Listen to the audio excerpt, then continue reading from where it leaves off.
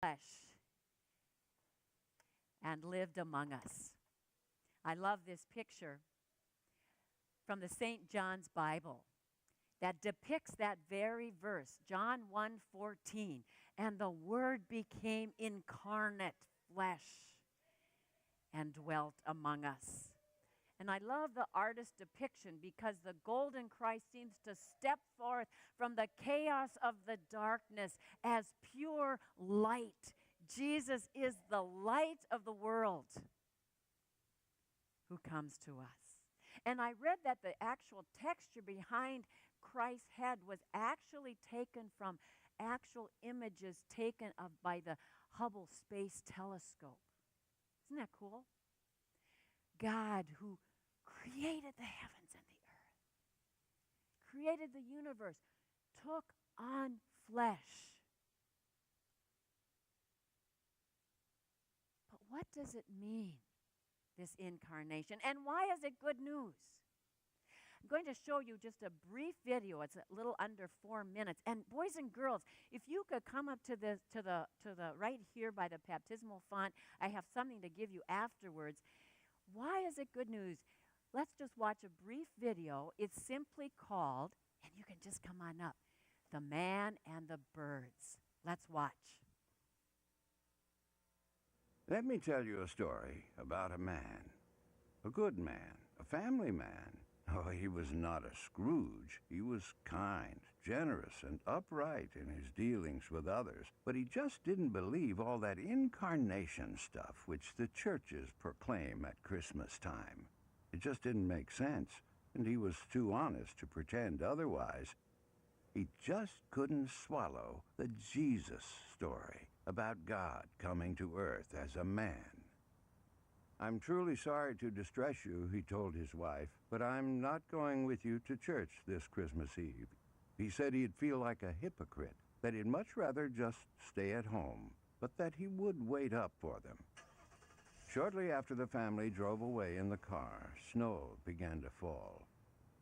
As he sat in his fireside chair and read the newspaper, he was startled by a thudding sound, and then another, and then another. At first he thought someone must be throwing snowballs against the house, but when he went to the front door to investigate, he found a flock of birds huddled miserably in the snow. They had been caught in the storm and, in a desperate search for shelter, had tried to fly through his living room window. Well, he couldn't let those poor creatures just lie there and freeze, so he remembered the barn where his children stabled their pony. Quickly, he put on a coat and galoshes and tramped through the deepening snow to the barn. He opened the doors wide and turned on a light so the birds would know the way in. But the birds did not come in. He figured food would entice them, so he hurried back to the house, fetched breadcrumbs, and sprinkled them on the snow, making a trail to the yellow-lighted, wide-open doorway of the stable. But to his dismay, the birds ignored the breadcrumbs. He tried catching them.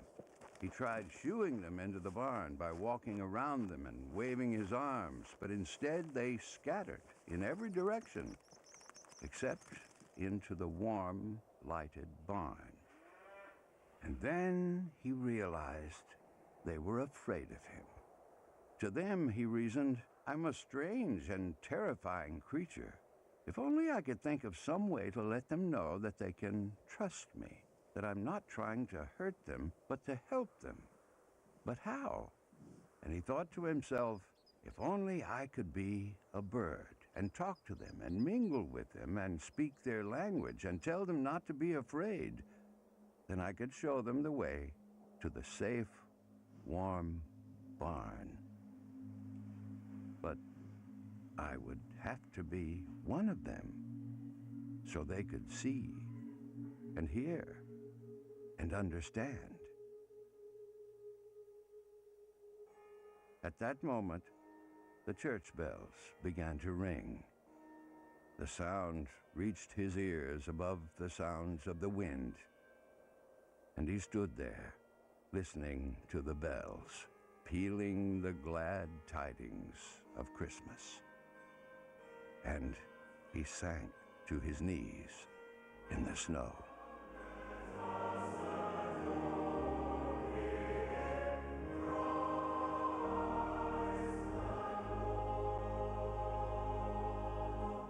But I would have to be one of them so they could see and hear and understand. Why is the incarnation such good news? Because God does not remain aloof, far off in the distance, disinterested. No, but God came, took on flesh. Why? Not to terrify, not to scare, not to shame or blame, but to communicate God's infinite love, to get close to us, to communicate, to rescue, and to restore. And that is why we sing such good news on Christmas, that God is among us and with us and for us. And we sing joy to the world. And boys and girls, I'm going to give you each a kazoo. Pastor Larry, if you could come and help pass out these, hand out, if you could, you know what kazoos are. If you could each take a kazoo, if you could hand some out there, Mike. Boys and girls, if you could each get one, because, you know, we're going to sing joy to the world in just a little bit. And